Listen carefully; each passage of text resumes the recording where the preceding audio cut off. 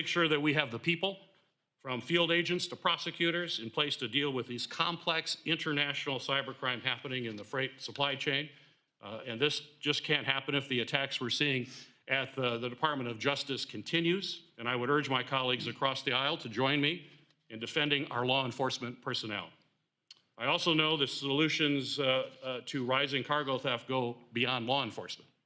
In the direct jurisdiction of this subcommittee, Mr. Chairman, I look forward to hearing from witnesses about the types of actions that the Federal Motor Carrier Safety Administration can take to crack down on criminal organizations impersonating motor carriers or brokers to defraud shippers as well as to steal goods.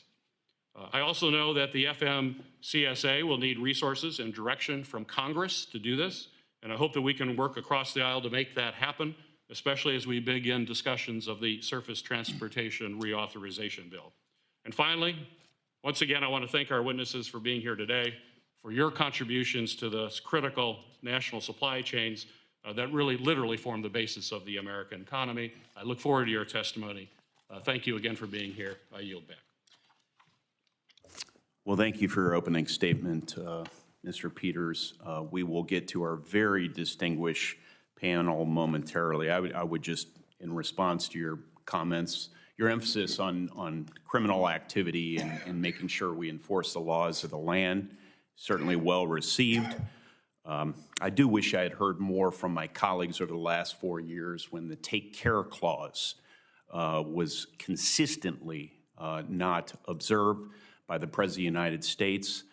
We had a weekend at Bernie's for 4 years when the President failed to enforce our border security. Now we are left with international criminal elements who have permeated this country and dealing with the after effects of that. So perhaps we can work together on that issue. I think the people of Michigan registered their opinions, as did Indiana, that we need to secure our border.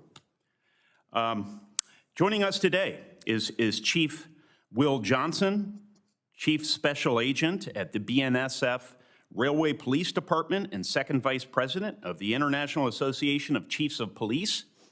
Prior to joining BNSF, he was the Chief of Police in Arlington, Texas for 8 years, and he's been a police officer for 31 years. Chief Johnson, you're recognized for 5 minutes, and thanks again for being here, sir. Good morning, Chairman Young, Ranking Member Peters, and members of the subcommittee. Thank you for the opportunity to speak with you today on this important issue. As mentioned, my name is Will Johnson, Chief Special Agent for BNSF Railway, and I appear before you today in my capacity as Second Vice President for the International Association of Chiefs of Police. The IACP is the world's largest association of law enforcement executives. Today's testimony reflects the concerns of many police executives as they combat organized cargo theft in their jurisdiction. The facts are stark. Strategic cargo theft in the trucking industry has increased 1,500% from 2022 to 2025 and accounts for 33% of all cargo theft reported by CargoNet. The Association of American Railroads estimates that over 65,000 thefts occurred in 2024, representing a roughly 40% increase over the prior year. In many of these cases, suspects endangered the public by sabotaging rail safety equipment so that they could commit their crimes. Regardless of the mode of transit, cargo theft cases often cross multiple state lines, making jurisdictional coordination, prosecution, and data collection extremely difficult. The lack of a coordinated federal cargo theft enforcement effort hinders effective prosecution. And food shippers have reported that criminal tampering with chain of custody seals for U.S. food shipments has put the nation's food security at risk and also caused inflationary food prices. Finally, there are frequent reports of armed suspects engaging in violent takeover-styled robberies or shooting firearms during the commission of these burglaries. In short, cargo theft is not a low-level property crime. We generally observe 3 distinct suspect profiles in the commission of these crimes. Number 1, transnational organized crime members. 2, loosely organized criminal street gangs in urban areas. And 3, criminal opportunists. Despite the challenges that each of these offenders represent, police officers continue to make significant arrests. In my submitted testimony, I outlined 4 recent examples for your review. The nature of these crimes have evolved over the years, and a whole-of-government approach is required to address this challenge. The IACP does not believe that we have all the answers to this complex problem, but we urge this subcommittee and the United States Congress to consider the following 8 action items as a starting point for stakeholder engagement to find effective solutions. Number 1, we support the establishment of a federal supply chain crime coordination center and supply chain fraud and theft task force to address cargo theft in all aspects of the supply chain, to direct funding to dedicated federal prosecutors to tackle cargo theft cases, to modernize the FMCSA vetting process to include stronger authentication methods, real-time carrier verification, and implement controls around the sale or transfer of DOT and MC numbers. Increase criminal penalties for cargo theft cases and allow all victims' aggregated harm to be considered in these offenses. To encourage public-private partnerships between corporate security teams, carrier monitoring services, load boards, insurers, and law enforcement through data sharing initiatives, and allow the prosecution venue to be established at the place of offense and also at the victim's U.S. corporate place of residence. This would allow for improved prosecution and reporting efforts. To provide law enforcement agencies with the resources to support investigations into this complex and sophisticated criminal networks. And finally, while the United States Customs Border Protection has implemented changes to inbound shipment processes, there is a further need to ease the burden on crime victims by allowing CBP the authority to waive regulatory fines when cases are proven that theft had occurred. Again, the IACP stands ready to work with this committee and the United States Congress to develop and implement these solutions and to continue to raise awareness on this important issue. I'm happy to answer any questions now or at the end of all testimony. Thank you, Chief Johnson, for that testimony, the recommendations associated with it. We will most certainly have some questions for you. Our next witness is Robert Howell, Senior Vice President and Chief Supply Officer for Academy Sports and Outdoors.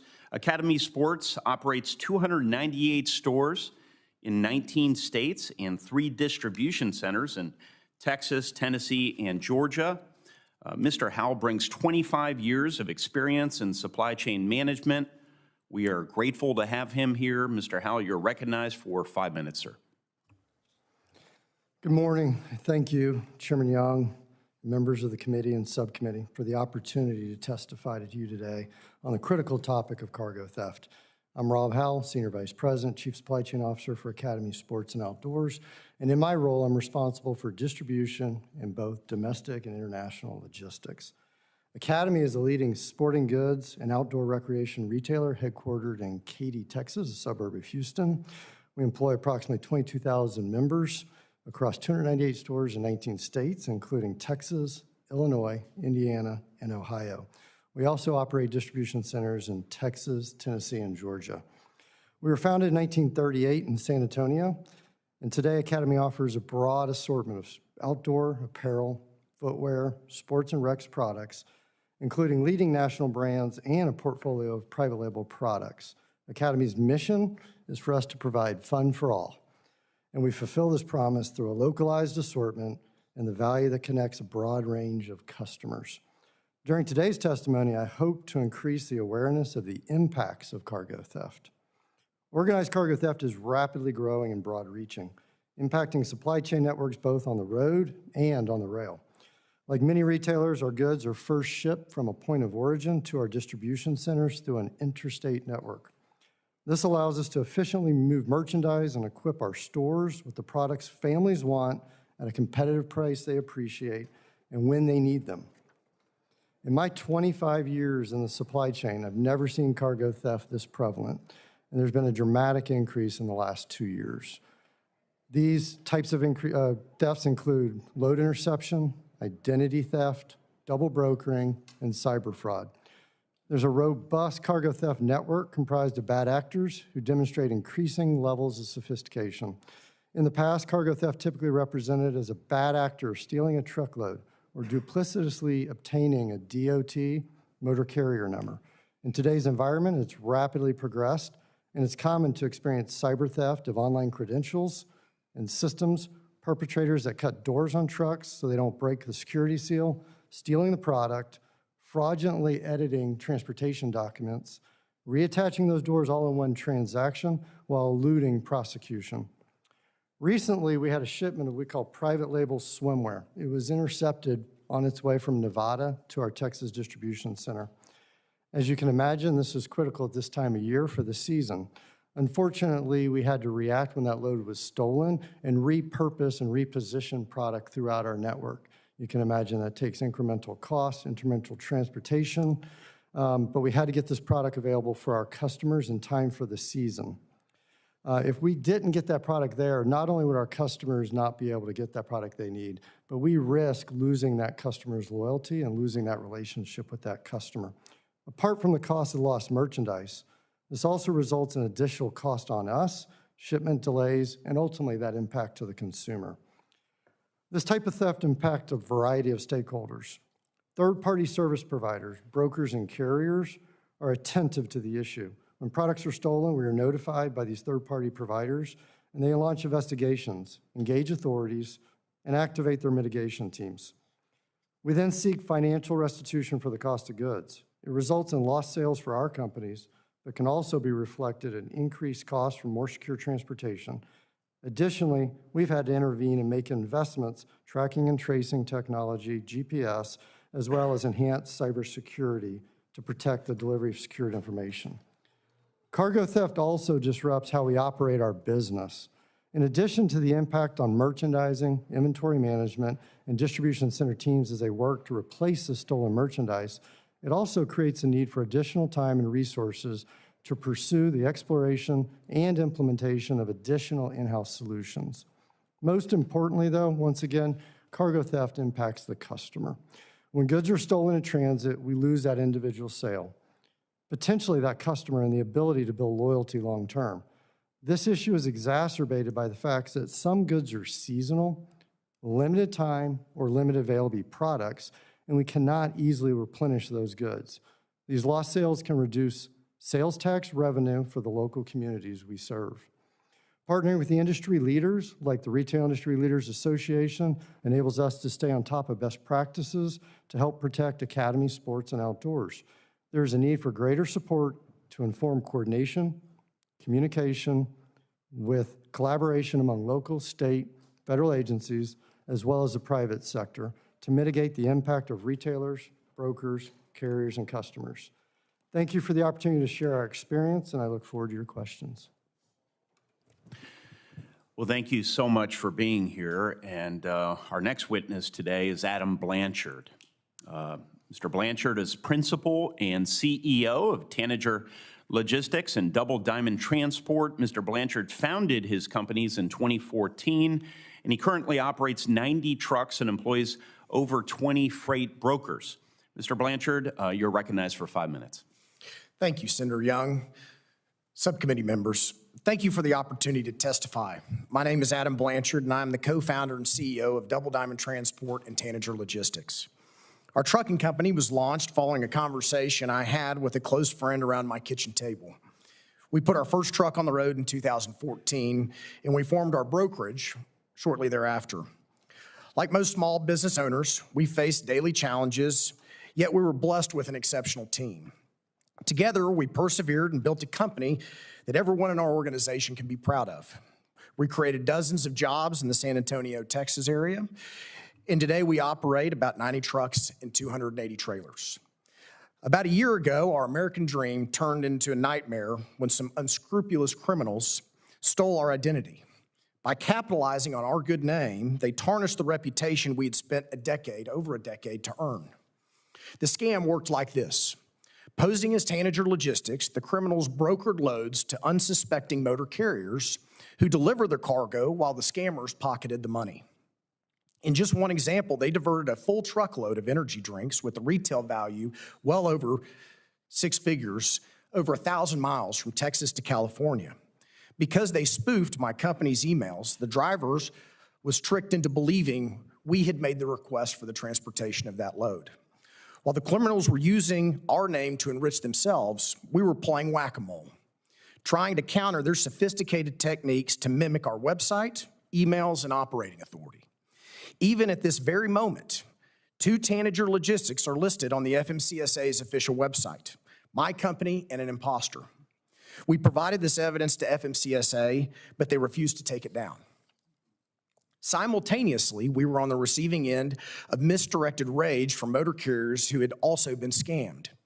Through no fault of our own, we were blacklisted by factoring companies for fraudulent invoices and non-payment to those motor carriers. We sought to report these crimes, but kept hitting dead end with the federal, state, and local law enforcement agencies.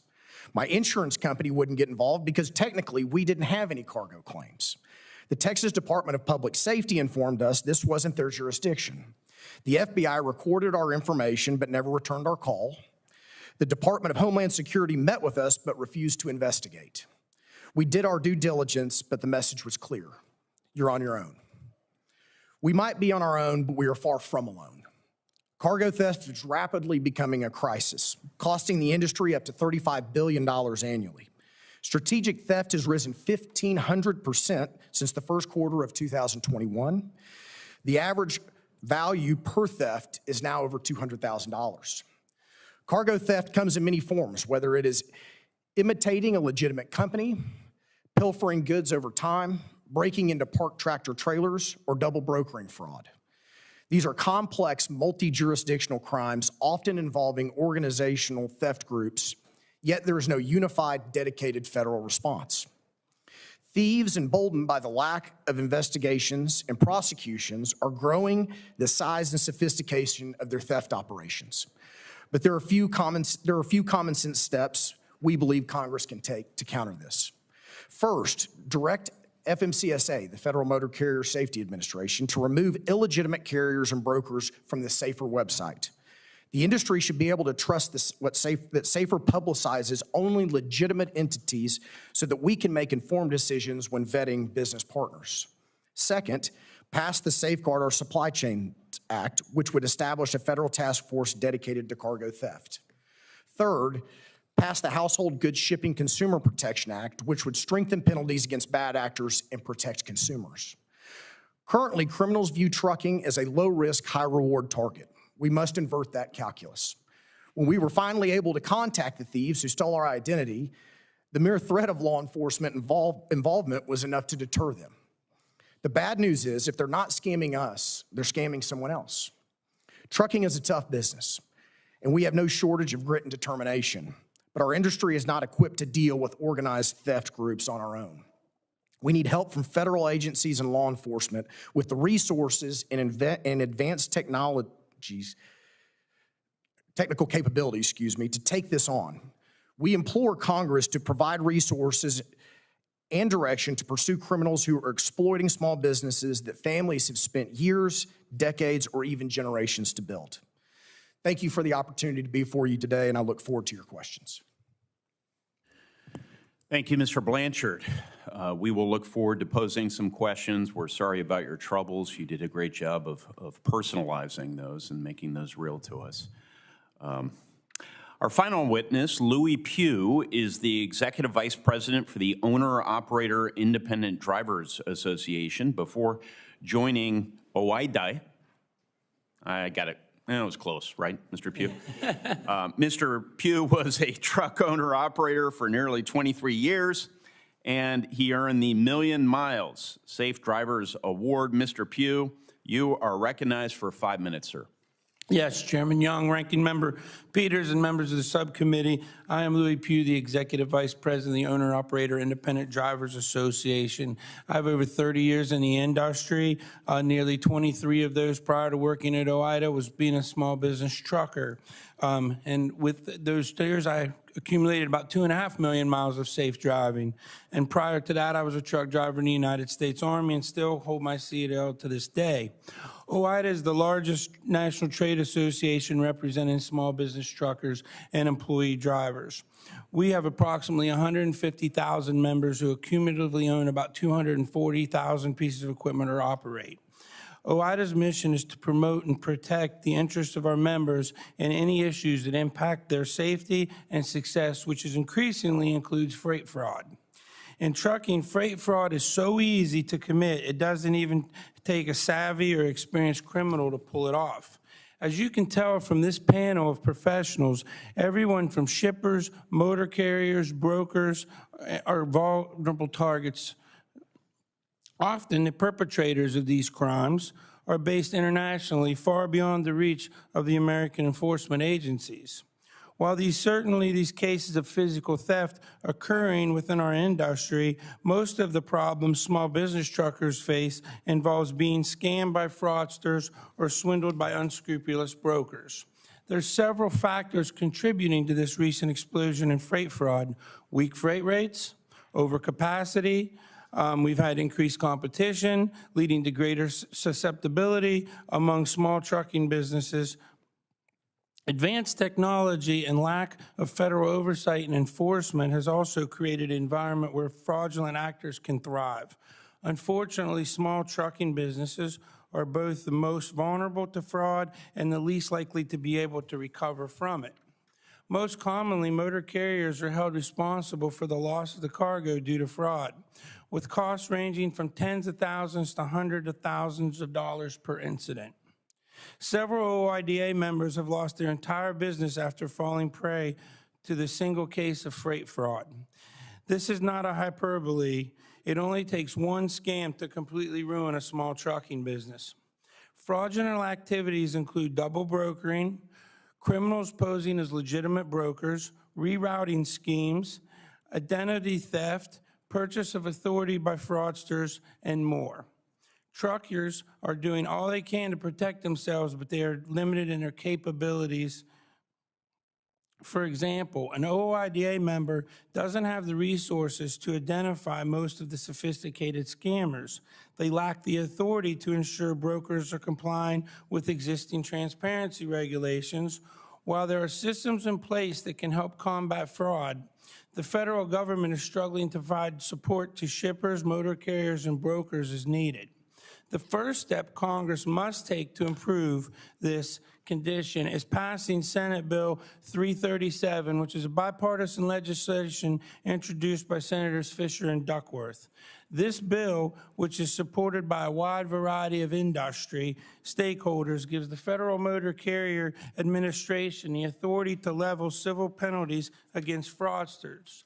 It also requires brokers to register with a physical address. This is something carriers have had to do for years, and it's a minor change that could have a major impact on protecting motor carriers. Congress must also use its oversight to ensure existing programs can help prevent fraud are better prioritized. This includes improving FMCSA's National Consumer Complaint Database, or NCCDB, which OIDA has advocated for years. Congress must also support regulatory efforts that are currently underway, such as insurance compliance with the broker bond requirements and creating a new registration system. Additionally, if FMCSA fails to produce a final rule that ensures compliance with existing broker transparency regulations, Congress must compel the agency to do so. Since I began my testimony, a small business trucker has likely fallen prey to fraud that could jeopardize their entire business. That's how commonplace freight fraud is becoming in trucking. We believe we have identified several critical steps Congress and FMCSA must take to weed out fraudulent actors, and look forward to working with these and answering your questions throughout the hearing. Thank you. Well, thank you, Mr. Pugh. You bring an important perspective to this hearing and a sterling safe driver record. Truckload freight, we know, is overwhelmingly the primary target of fraud. 98% of respondents identify truckload freight as the most vulnerable mode. This subcommittee oversees the FMCSA, and I'd like to better understand how bad actors are acquiring USDOT numbers, MC numbers, and other business identifiers to carry out their illicit schemes under the guise of legitimacy.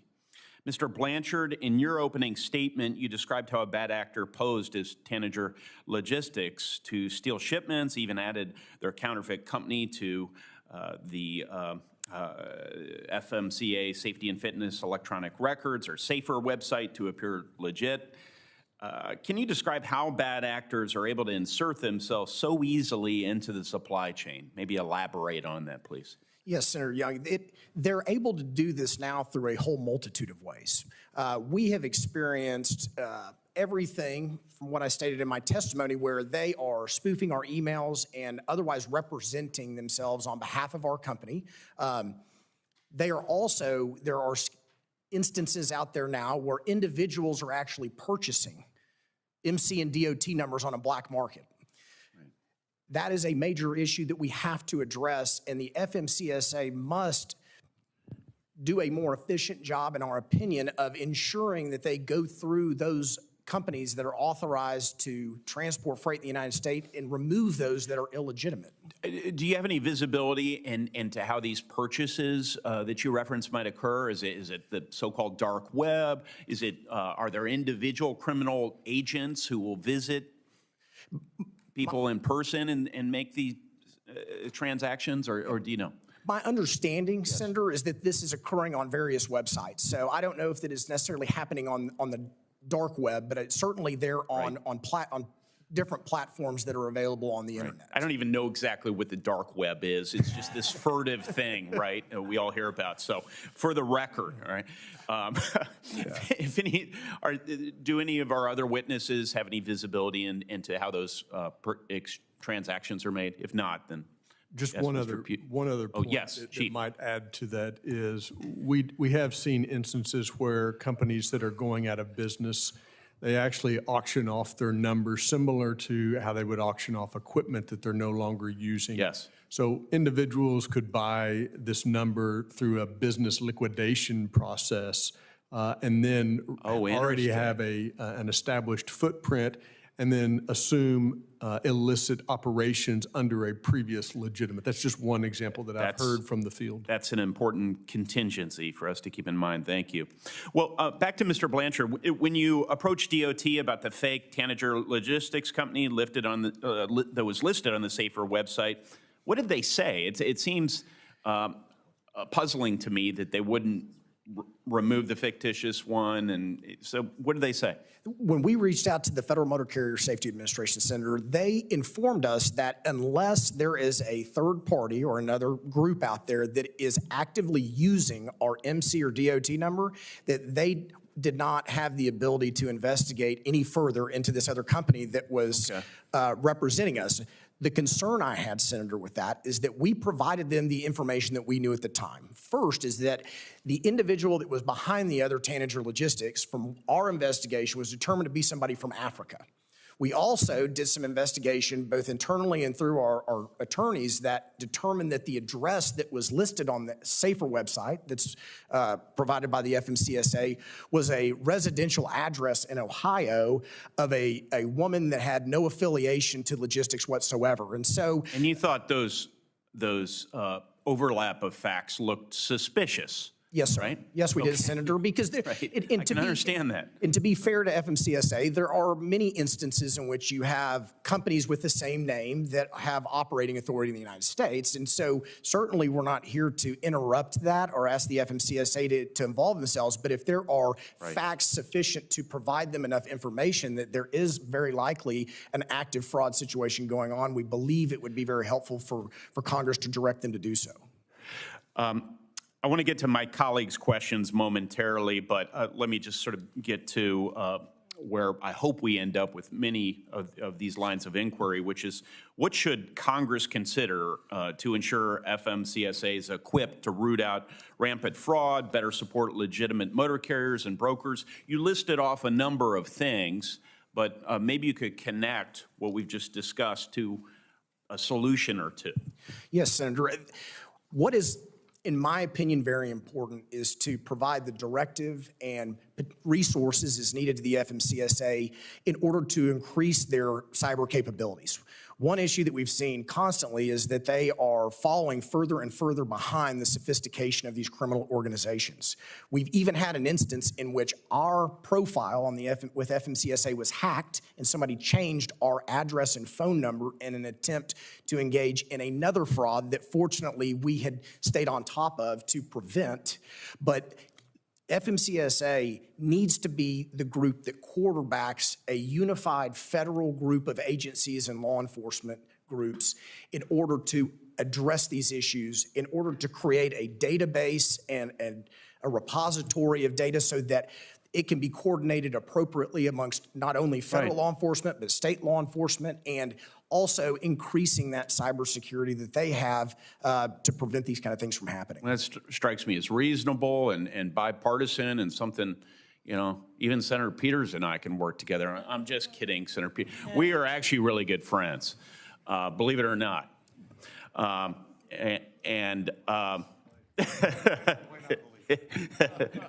Would any of you like to add to Mr. Blanchard's suggestions about what we can do to address these situations? I know you offer recommendations in your statements, but a situation like Mr. Blanchard's, do any of you have additional thoughts about how we can address that and equipped FMCSA to be more helpful or other authorities? I think the question of venue is particularly important. Yes, so, as an individual who has focused on the providing services to victims for the better part of 30 years, it's really disappointing to me to sit with esteemed colleagues that have really been victimized and had no way to have resolution. Yes. A lot of that is happening because of the venue of where the offense is happening, and because this freight is inherently mobile. Crime scene identification, venue where the offense took place is difficult at times to establish. So expanding venue to also include the location where the business resides could help strengthen communications within the criminal justice community, both local, state, and federal, to help businesses more effectively report challenges that they have to bring those grievances forward to the court. Right. There's clearly not a lot of clarity when every law enforcement entity, FBI, locals are pointing to someone else, right? So we need to, that's our job. We have to help clarify and facilitate interstate commerce. And okay. Senator Peters? Thank you, Mr. Chairman. And just as an example of how we are friends and we work together, the chairman has taken many of my questions, and I'm not mad at him at all. I think it just shows that we're like one mind. It's like, you know, minds that think alike. So right. We definitely Midwest nice too, and common sense. For the record, Midwest common sense, right? Agreed. Mr. Pugh, in your written testimony, you described how the burden posed by cargo theft can really threaten safety generally across the board. Would you want to talk a little bit more about that, how this is a safety issue in addition to a fraud and theft problem?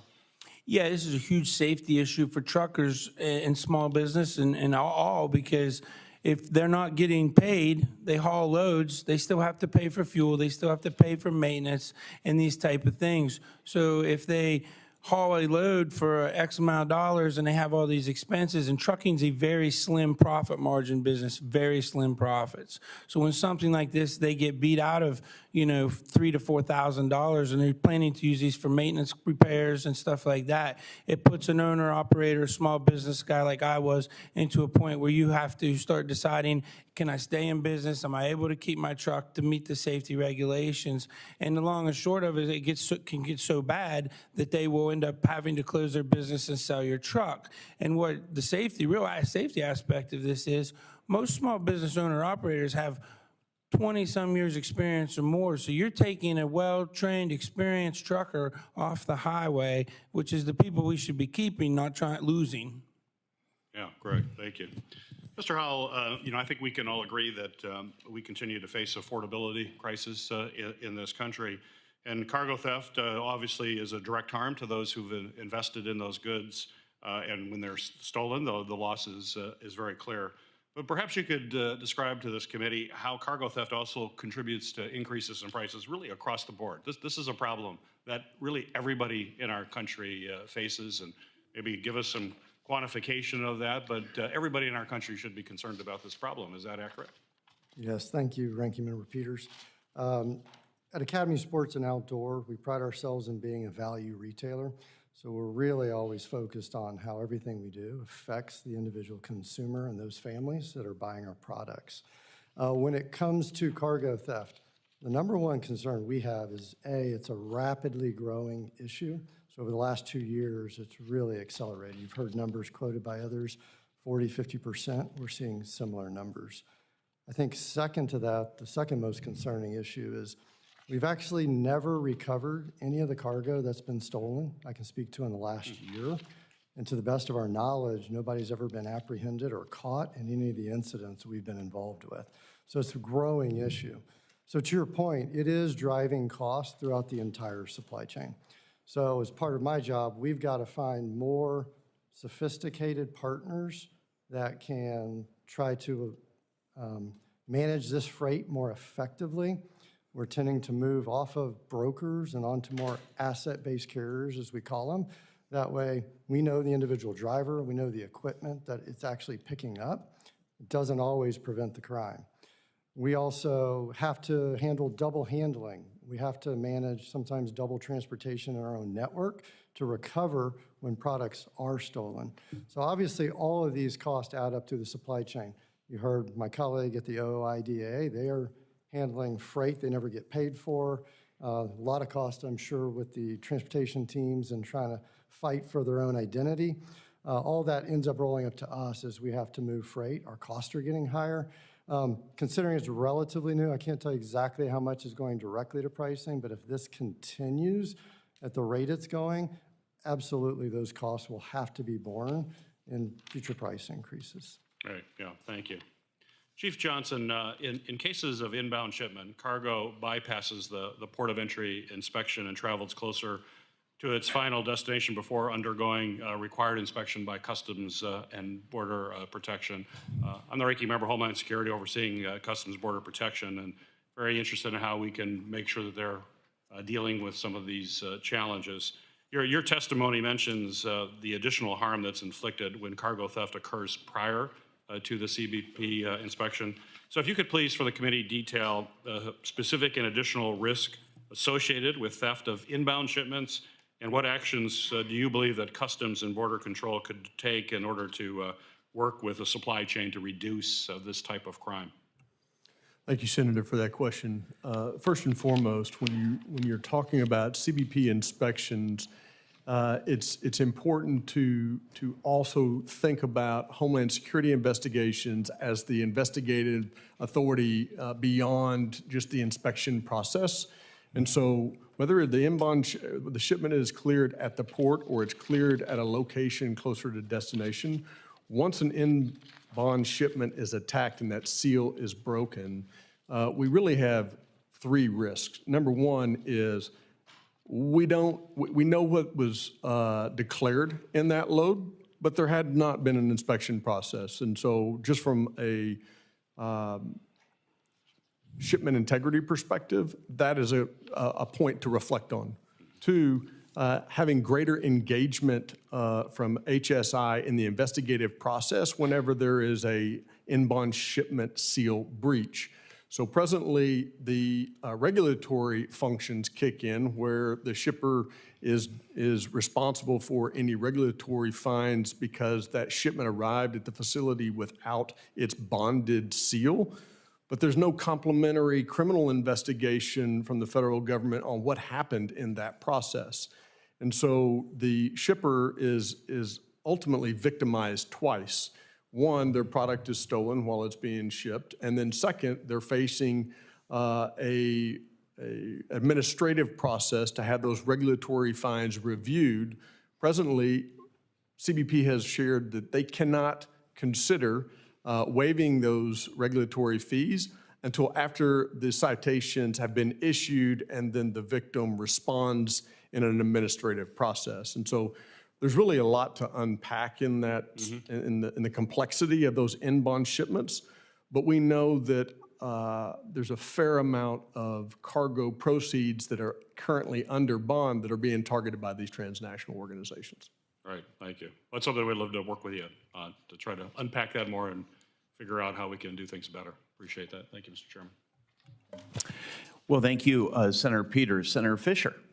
Thank you, Mr. Chairman. Thank you, Mr. Pugh and Mr. Blanchard, for referencing my bill. I appreciate you doing that. Appreciate the support for the bill. I think it's extremely important that we get that to move. It's the Household Goods Shipping Consumer Protection Act that I've introduced with Senator Duckworth. And as you know, it would allow the FMCSA to impose those civil penalties against the unauthorized brokers, and it would require companies of in the household goods sector to establish a principal place of business to prohibit that fraudulent companies from skirting those existing regulations. I'd like to thank you also for bringing up suggestions on what else we can do to be able to combat this. It's eye-opening, the amount of money harm to companies, but also to consumers when we add all this together. So thank you for that. Chief Johnson, in your testimony, you referenced jurisdictional concerns that often arise when investigating cargo theft crimes. And I believe it's particularly important that local and state law enforcement agencies have the support of the federal government when dealing with crimes that pertain to interstate commerce. In your experience, what is the relationship like between law enforcement and agencies like the FBI and the HSI when investigating cargo theft that crosses state lines? Ma'am, the short answer is they are good relationships. The challenge is not necessarily with the relationships, but the capacity of organizations to be able to balance or juggle the myriad of threats that they're faced with. Cargo theft historically has not risen to the same level of attention as maybe some other competing interests have for these federal entities. Also, it's important to understand how those agencies prioritize the work within their AOR, or area of responsibility, and that's largely a local decision by local executive leaderships for those agencies involved, absent some sort of national direction coming out of headquarters or the Attorney General's office. I think for this topic, national direction, either authorized by Congress for the task force that we've mentioned previously, or prosecutorial direction coming out of the Attorney General's office, directing all of the United States attorneys to prioritize this issue and focus resources on effective prosecutions, will aid in the assistance of bringing these cases forward. Thank you. You know, Mr. Blanchard, you spoke about your frustration in trying to just bring it to the attention of authorities, federal, state, I assume local as well, that you were trying to work with. And when you mentioned some of your suggestions, I know Mr. Pugh wanted to chime in, so I'll let you chime in now on what needs to be done. And it's not, I don't think it's just throwing more money at being able to have more enforcement out there necessarily. I think it's also to be able to put some teeth in what we need to do here and just have more awareness. But what would anyone on the panel, but we'll start with you, Mr. I'd be Blanchard. happy to Would start, you- Senator. And again, thank you for your support of our industry and your introduction of the Household Goods Shipping Consumer Protection Act. I think that's certainly a great first step. As I have come to understand, Senator, is currently, to piggyback off of Chief Johnson, the current threshold that's established by the United States Sentencing Commission for the DOJ to interdict in cargo theft cases requires at the instant to be at least $1.5 million in losses. So the average loss in a cargo case is around $200,000 today.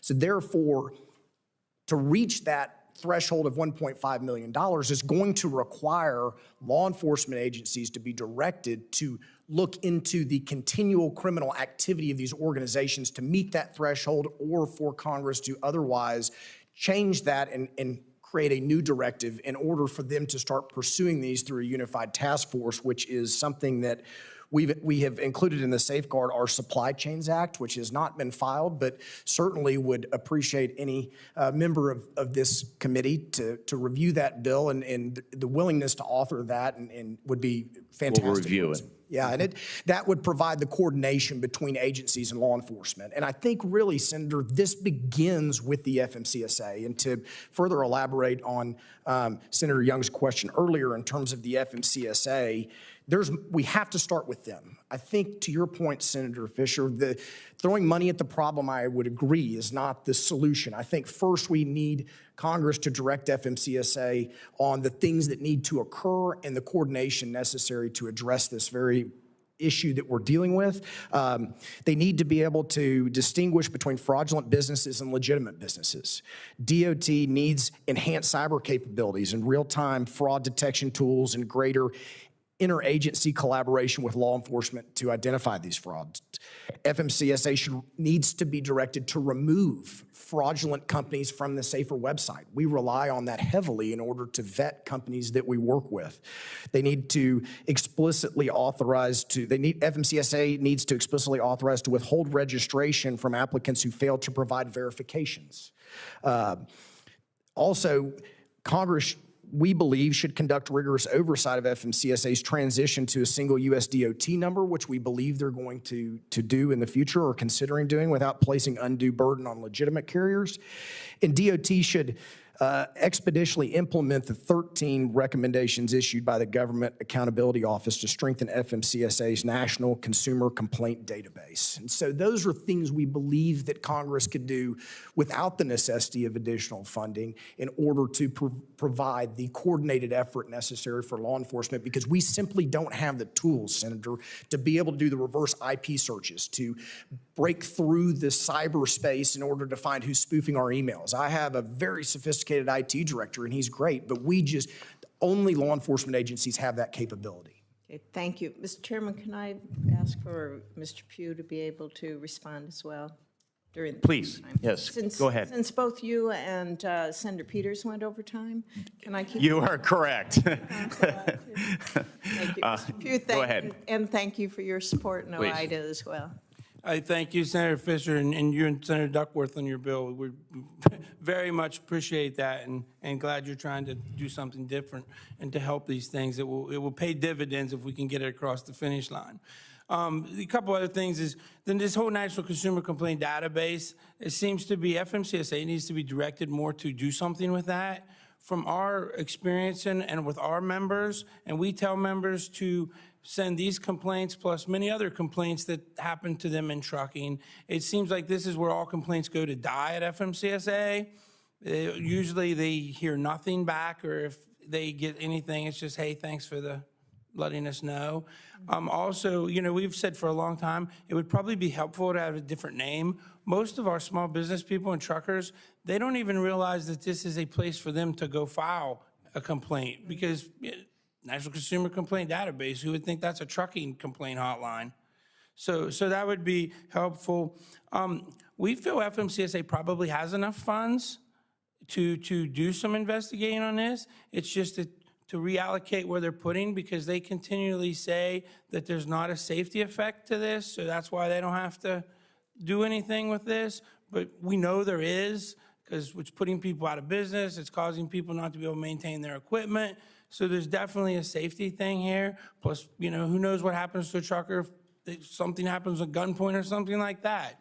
And I would agree with my colleague here. FMCSA is the first line of defense on this, 100%. They have all this information. They have everybody's registrations and all that. And finally, I would say FMCSA needs to step back and take a long look of making the barrier of entry into being a motor carrier or a broker much harder, much stricter.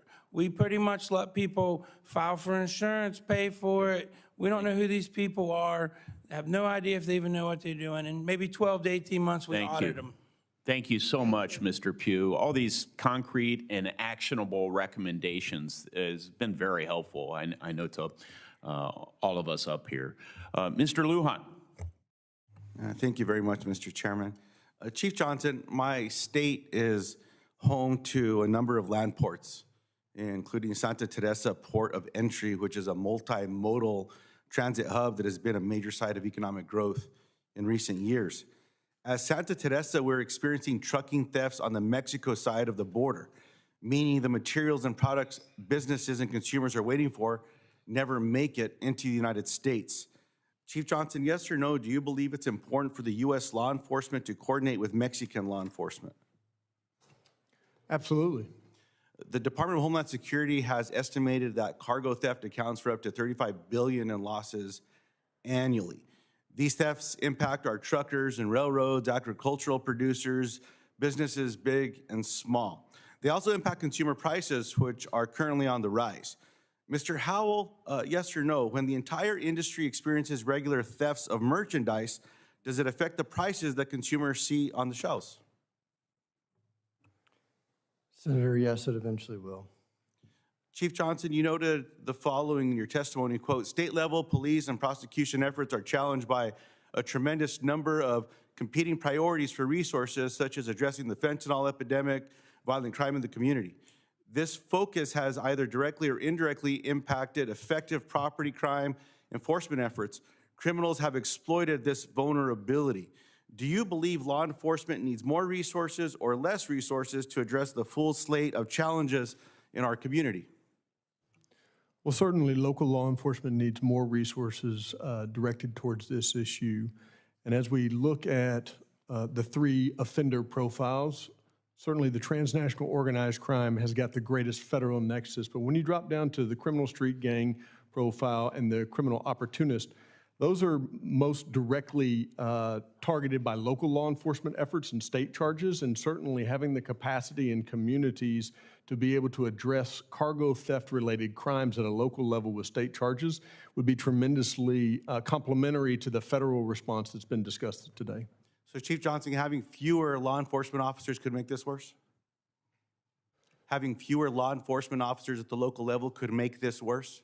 Absolutely. Currently, IACP has experienced and reported on just a national challenge in recruitment and retention in policing.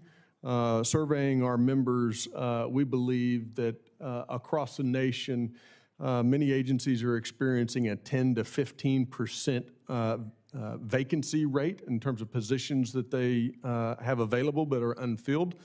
And we need to aggressively, as a complete society, focus on improving the opportunity to recruit and retain police officers into the profession to strengthen the safety and security of our communities. Appreciate that thorough response. Last week, before the Senate passed its budget resolution, I introduced an amendment to provide increased resources for local law enforcement through such initiatives such as the COPS hiring program. I was surprised when only one of my Republican colleagues voted for it. This is a bipartisan area that we should be working together to make sure that there is more resource available to ensure that we're able to hire, secure, keep, and recruit all the folks that we need. So I appreciate that response.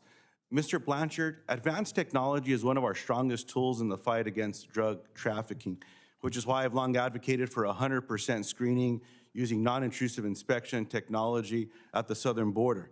Yes or no, do you believe we should implement NII technology at our land ports of entry?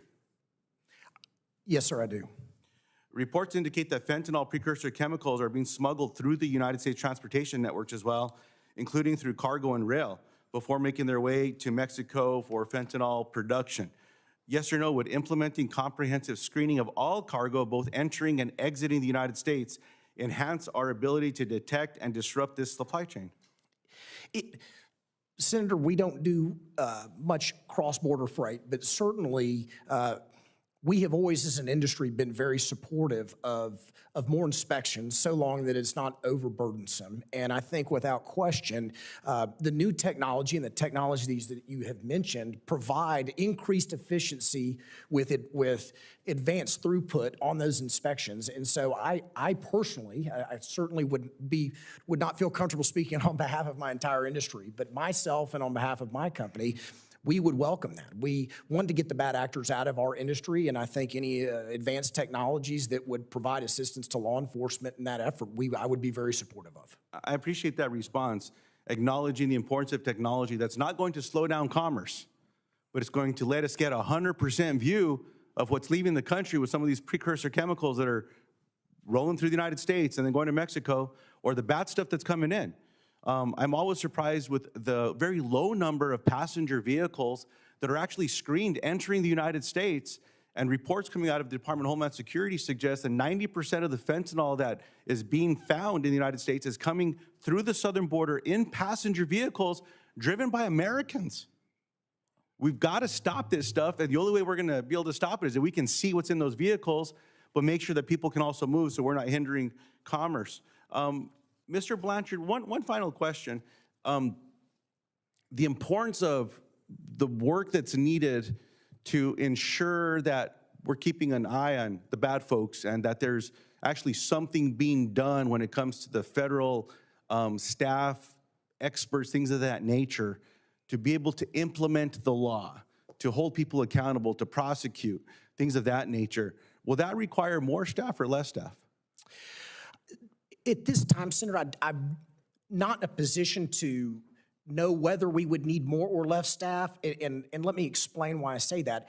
The reason I don't know if there is sufficient law enforcement as we sit here today is because there has not been any directive by Congress to assign agencies to look into these cargo thefts and cargo fraud issues. And so I am of the personal belief, Senator, that first we really need Congress to direct these agencies to start investigating these. That's why we have the Safeguard Our Supply Chain Act, to direct these agencies to work in coordination to begin to investigate these claims so that we can start prosecuting and convicting these bad actors out there. Because currently, from what we can tell, they are going essentially without any recourse whatsoever into these criminal activities. And so I certainly believe we should start there, but I think it would be very logical that as we begin that process, that the gravity of this situation and the severity of what we are experiencing in the industry likely would require some additional resources for some of these federal law enforcement agencies in order to be able to tackle this issue. I appreciate that. And Mr. Chairman, I appreciate your acknowledgement of many of the ideas that have been shared today alone, in addition to the research staff has done in this space. This is something that Congress needs to get done, and we can work together on this, whether we're looking at just domestic transport or we're looking at international crossings as well. We have to do better in this space. So very much appreciate this hearing that you scheduled. Thank all the panelists for being here today. Thank you for your questions, Senator. I agree this panel's been outstanding. You know, I'd like to read into the record some just compelling staff work that I think needs to be read into the record related to international organized crime and the nexus they have with the very challenge that we're discussing in this hearing. Law enforcement investigations have found international criminal organizations have strong ties to Eastern Europe and South Asia. For years, large-scale theft rings have been linked to Armenian gangs who use a mixture of straight and strategic cargo theft to steal freight. One stakeholder reported their load was stolen by an Armenian gang operating in California and then resold to a Colombian crime ring. Additionally, reports indicate an organized crime ring from India, referred to as the Singe Syndicate, is operating in both the U.S. and Canada, all using the name Singe. In 2023, Canadian officials conducted an investigation dubbed Project Big Rig that disrupted the operations of this crime ring by arresting 15 individuals running a major cargo theft ring. Canadian authorities recovered over $9 million in stolen goods. It goes on and on. They have presence in Ohio. Investigators have also found ties to the Mexican cartels in cargo theft rings. On January 13 of this year, over $440,000 worth of Nike shoes were stolen off of a BNSF train whose air brakes were cut as it traveled on tracks north of Phoenix, Arizona. Federal officials have linked this activity to a cartel operating out of Sinaloa.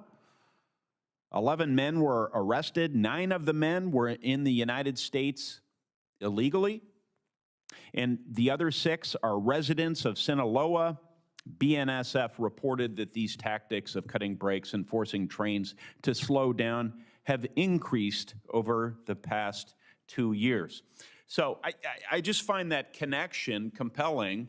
Sometimes I like to connect the work that we do in this committee or in particular subcommittees or committees with some of the conversations we have in other committees. This is very much linked to border security in various ways. I would also note that my colleague's emphasis on resources is important and in many cases correct. I would say if we're going to look holistically at this challenge, we should also look at the limitation we have on federal judges, so that if you do identify bad actors, you need to be able to get into court over a reasonable period of time and not wait years and years and years to have your case heard. Otherwise, you know, the law is of little effect. So we've got some work to do.